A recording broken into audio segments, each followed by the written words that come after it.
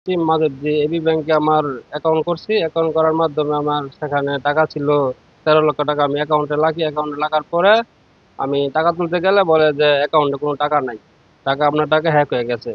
তারপর আমি নরসিংদী মডেল থানায় জিডি করি। জিডি করার মাধ্যমে অনেকদিন পরে ঘুরে গেলে আমার 6,20,000 টাকা দিছে।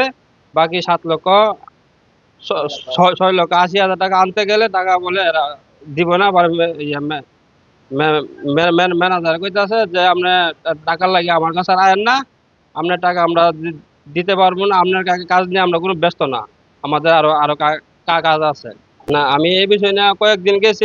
আনার পরে তাই আমার সাথে খুব ব্যবহার মনে করেন খারাপ করছে। এরপর আমাকে হুমকি টামকি দেয়, আমাকে বলে আর টাকা এরা দিতে পারবো না।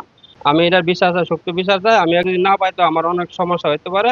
আমি মনে করেন যে মানুষের কাছ থেকে ধার দেনা করে টাকাটা আমি অ্যাকাউন্টের মাধ্যমে আমি রাখছি।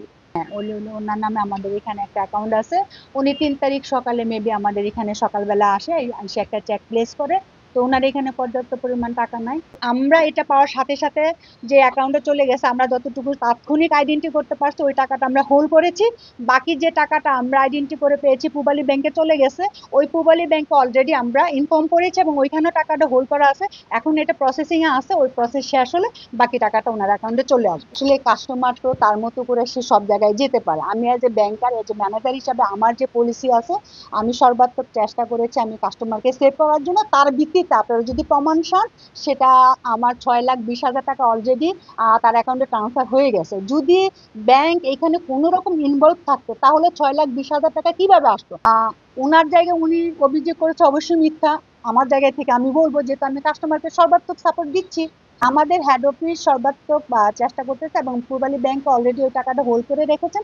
সব ব্যাংকের একটা পলিসি থাকে, ওই পলিসির ভিত্তিতে আমরা হয়তো আমাদের লিগ্যাল প্রসিডিউরের মাধ্যমে ওই টাকাটা আমরা ট্রান্সফার করে নিয়ে আসতে পারবো। ওইটা আমরা পূবালী ব্যাংকে ইনফর্ম করেছি। ওনারা অলরেডি ওই টাকাটা হোল্ড করে রেখেছেন। এখন পূবালী ব্যাংক হেড অফিস তো আমাদের হেড অফিস লিগ্যাল ওনারা কাজ করতেছেন। আমরা আশা করি টাকাটা ভিজিটে পেয়ে যাবে ইনশাল্লাহ। অবশ্যই মিথ্যা। কারণ যদি মিথ্যা না হতো তাহলে টাকাটা কেন আসতো, পূবালী ব্যাংকে কেন আমরা ইনফর্ম করতাম?